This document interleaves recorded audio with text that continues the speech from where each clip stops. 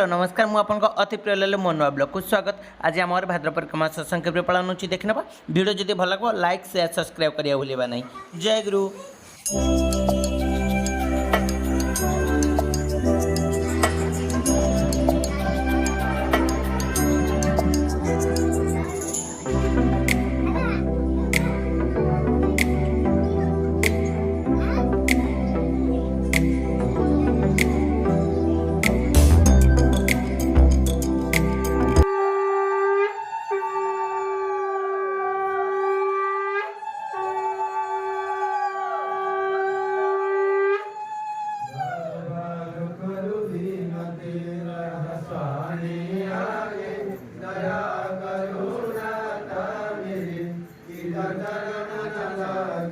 जन्म जन्म रही भूल में नहीं गाया भेदा काल कर्म के जाल में रही भोगत खेदा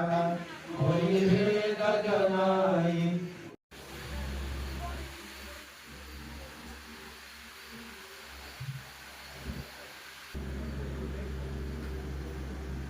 परम प्रेम से था पौर्णचरण कर सत्याचरण ग्रंथपाठ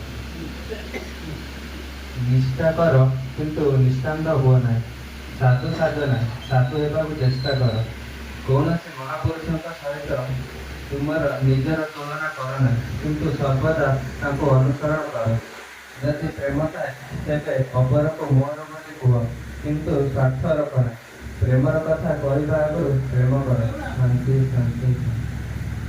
परम प्रेम से ठाकुर चरण करो श्रीमुख निश्चित नागेन्द्र कुमारी कुमारी झील पिता प्रति अनुरक्ति दिवा सेवा और सहचर्य करवा सहित आलाप और आलोचना करवा उन्नतिर प्रथम और पृष्ठ सफा।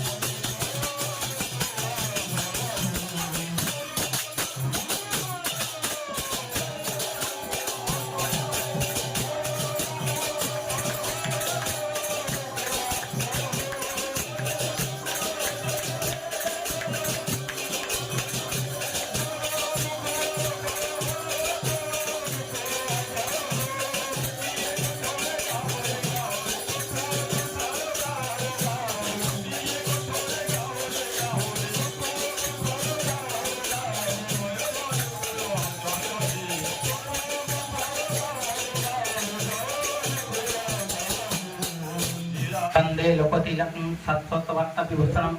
अमरकोट्यशरणं प्रभुत लोकजीवनं प्रणव प्रमता जगजीवन वंदे जीवन सत्पुरुषम वंदे जीवन सत्पुरुषम वंदे जीवन सत्पुरुषम प्राण ठाकुर मोर जगजननी शिशु वर्मा शिशु वर्दा आचार्य पादकं पदे शतकोटि प्रणाम शतकोटि प्रणाम।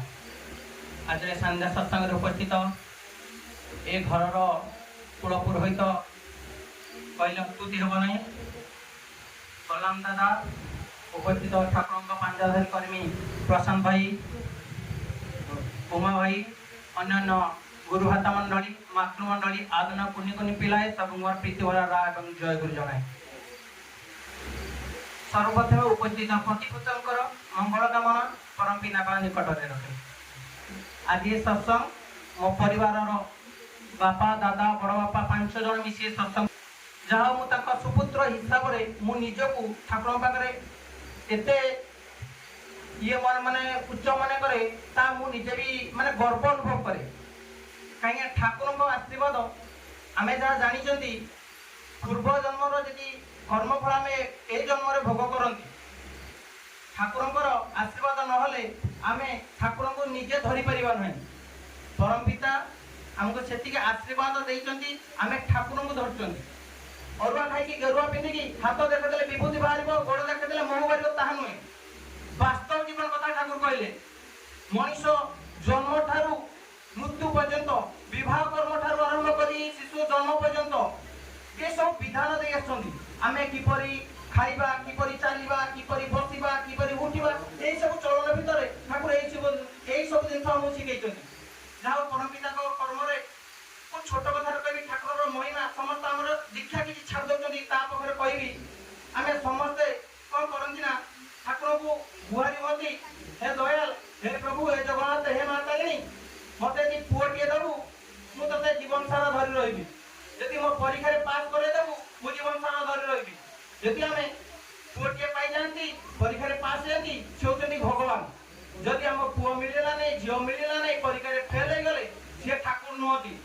समस्त धिकार करते दीक्षा भी छाड़ी दिखती एटा वास्तव जीवन अधिकांश डीपी वर्क धरा पड़े डीपी वर्क समस्त मनर कोहटा कही आम कहती धीरे धीरे इष्टबुद्धि कर चलती से प्रक्रिया कौन मु ठाकुर को जो धरी दुखरे धरी सुखरे भी धरी ठाकुर को धरी माने मोर पुओ हेले भी सी मो ठाकुर झील हेले भी ठाकुर किसी नहले भी सी मो ठाकुर कहीं बिना आशीर्वाद आम किसी करती मिराकिल किसी ना निज जीवन धरिकी जहाँ मिराकिल अच्छी ताहे मिराकिल आसतु ठाकुर को डीपी वर्क सहयोग करूँ एवं समस्त गुरुभाई माँ को निवेदन करे ठाकुर को आम डीपी वर्क समस्ते योगदान कर कौन होमर आधार कार्ड संयोग चलती शकुन नाना पांडु नाना ठीक कर सर्वशेष प्रतिपद मंगल नाम करुच्ची बंदे जननी श्री श्री परमांक श्री चरण कोटि प्रणाम निवेदन करें परम पूज्यपाद श्री श्री वरदायक श्री चरण कोटि प्रणाम निवेदन करें परम पूज्यपाद श्री श्री आचार्य श्री चरण कोटि प्रणाम निवेदन करें। तृतीय छात्र सत्संग परिक्रमा आयोजित दिव्य सत्संग अधिवेशन उपस्थित सम्मानीय पुरोधा ठाकुर सतीर्थ कर्मी एकांतिष्ट अनुरागी गुरुभ्राता मंडल भक्तिमती मातृको निमंत्रित अतिथि स्नेहर सान सान पिलाए समस्त उद्देश्य मोर आंतरिक श्रद्धा प्रीति जय गुरु निवेदन करे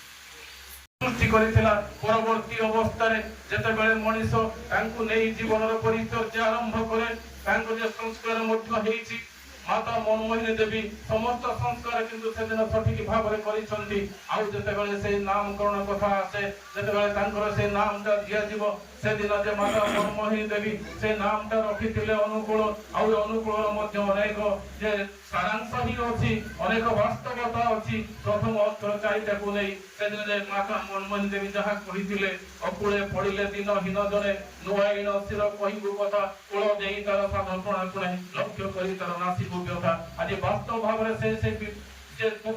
नाशक कर समस्त जीवन समस्या को नाश कर रोग सुख व्याधि भय जरा मृत्यु सब किसी ऊर्धरे रही एई सब प्रिय रत्नाकर भाई एवं ताकर परिवार वर्ग ସ୍ଲୋଗାନ ଥିଲା ନାରାୟଣ ସାମନ୍ତରାୟ, ଯିଏକି ମୋର ଅତି ପ୍ରିୟ ଥିଲେ, ଯାହାଙ୍କ ଇଚ୍ଛାକୁ ପୂରଣ କରିବାକୁ ଯାଇ ତାଙ୍କ ସକଳ ପରିବାର ତାକୁ ଜୀବନରେ ଗ୍ରହଣ କରିଥିଲେ ଏବଂ ସେଇ ପଥରେ ସେମାନେ ମଧ୍ୟ ଚାଲିଥିଲେ। এইটা হচ্ছে সেই স্বর্গত পিতাଙ୍କର ଆଶୀର୍ବାଦ। ବାପା ମା ହଉଛନ୍ତି ଯେଉଁ ତାଙ୍କର ଚଳନ୍ତି ଠାକୁର କହିଲେ এই ଫଟୋ ବସିଛି ଆମେ ଦେଖୁଛନ୍ତି, ଆମେ ଫଟୋ ବୋଲି ଭାବୁଛୁ, ଫଟୋ ହେଇଯାଇଛି, ତାକୁ ମୂର୍ତ୍ତି ବୋଲି ଭାବୁଛି, ମୋ ମୂର୍ତ୍ତିଟେ ହେଇଯାଇଛି, ପଥର ହେଇଯାଇଛି, କିନ୍ତୁ ସେ ଜୀବନ୍ତ ଏଇ ଧ୍ୟାନ କରୁଛନ୍ତି ନାହିଁ। କିନ୍ତୁ ବାପା ମା ହଉଛନ୍ତି ଜିଅନ୍ତା ଠାକୁର ଚଳନ୍ତି ସୌଭାଗ୍ୟରେ ସେମିତି ରାଜୀବକୁ ଜିଅନ୍ତା। ସିଏ ମୋତେ ଜନ୍ମ ଦେଇଥିଲେ ବୋଲି ମୁଁ ସଂସାରକୁ ଆସିଲି ଏବଂ ଠାକୁରଙ୍କୁ ପାଇଲି, ପାଇ ସଂସାରଟାକୁ ଭୋଗ କରିବାର ସୁଯୋଗ ଲାଭ କଲି। ସେ ମୋତେ ଜନ୍ମ ନ ଦେଇଥିଲେ ସେଇଭଳି ସମୟରେ, ସେଇଭଳି ବେଳରେ, ସେଇ ମୁହୂର୍ତ୍ତରେ ଯଦି ମା ମୋତେ ଗର୍ଭ ଧାରଣ କରି ଜନ୍ମ ଦେଇନଥାନ୍ତା, ପୁରୁଷୋତ୍ତମ ଜୀବନରେ ପାଇବାକୁ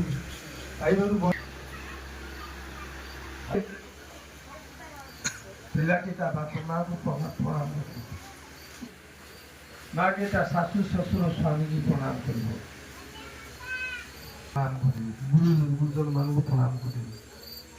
ସେଠାରେ ଠାକୁର ରହନ୍ତି ନାହିଁ, ପୁରା ଠାକୁର ଆମ ପାଖରେ ରହନ୍ତି ନାହିଁ। ଏତିକି କଥା ମନେ ରଖିଥାନ୍ତୁ। ଠାକୁର শ্রী ঠাকুর অনুকূল চন্দ্র জি কি জয়, পরম প্রেম শ্রী ঠাকুর অনুকূল চন্দ্র জি কি জয়, পরম প্রেম শ্রী ঠাকুর অনুকূল চন্দ্র জি কি জয়।